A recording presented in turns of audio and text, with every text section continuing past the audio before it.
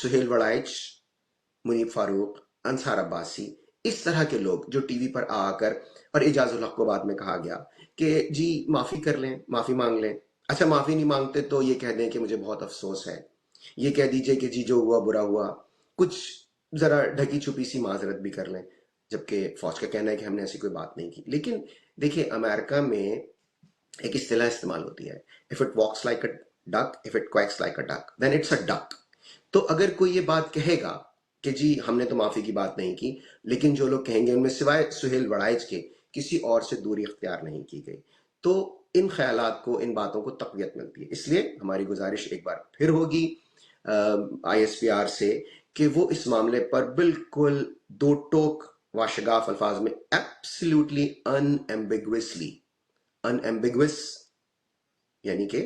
बिल्कुल गैर मुबहम अंदाज में इस पर बात करें कि क्या वो ये चाहते हैं कि इमरान खान फौज से माफी मांगे या जनरल आसिम मुनीर से माफी मांगे। और अगर ये बात है तो इसका मतलब है कि जो उन पर मुकदमात हैं उनका हकीकत से कोई ताल्लुक नहीं है, सिर्फ बात माफी पे आके टिकी हुई है। तो इस मामले पर मौक़िफ़ वाज़ेह करना बहुत ज्यादा जरूरी है।